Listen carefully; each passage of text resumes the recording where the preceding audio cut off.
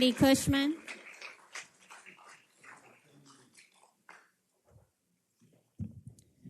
Good evening. My name is Candi Cushman, and I speak on behalf of hundreds of parents who are part of the Speak Up Virginia movement, hundreds of thousands of parents, especially here, many of them here in Chesterfield County, and who are represented by the Family Foundation of Virginia.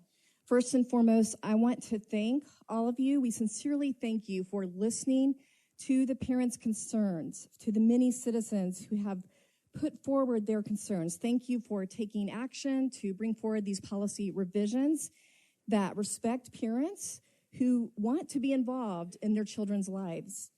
You know, I really appreciate the parent earlier who brought up that these policies that Governor Youngkin put forward were entitled Dignity and Respect for All. I think that's really important that we have a balanced approach here for all families in the community. And I want to be clear that the parents that are here asking for these revisions to go forward, they are not anti-anything. They are for common sense parental rights. And I think one big takeaway that we can all look at from the election that happened just the other night is that these identity politics that pit people against one another are losing out to the real need of hardworking families across all ethnic communities that want policies that protect their kids and their right to guide their educational process. We know that 72% of registered voters were concerned about protecting girls' sports. I don't think school boards can just dismiss 3/4 of the voting population having that concern across the United States. I want to be clear that we are all in agreement from the bottom of our hearts that every child, I hope everyone hears this, every single child without exception should be protected from harm and harassment.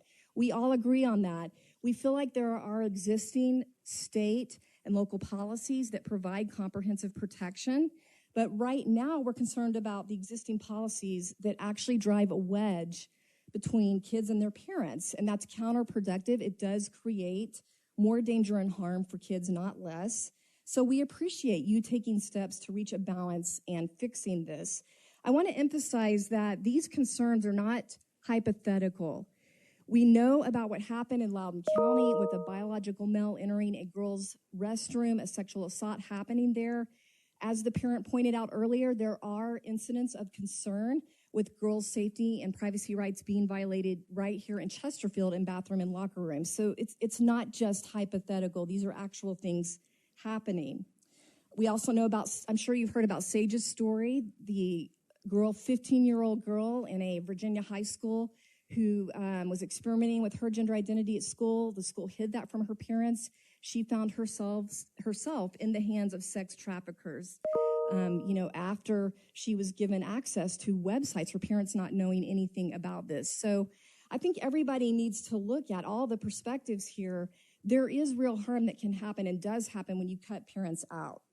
So I know you've heard what the parents are saying that they're asking for. I think the main request is that there be no more delays, that you act promptly on these proposed revisions, even voting tonight if possible, rather than waiting for the holidays when it's hard for parents to keep track of what's going on.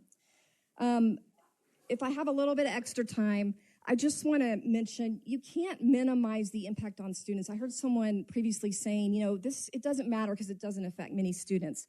But we've seen studies just a few months ago showing that 14,000 minors underwent gender transition procedures in the last few years. That is a significant amount, so it makes sense that parents want to be involved in this. So thank you for your concern. Thank you, Ms. Cushman. Thank you, Ms. Cushman. Ms. Cushman, thank you for your time has expired, Ms. Cushman. Thank you. Ms. Cushman, your time has expired.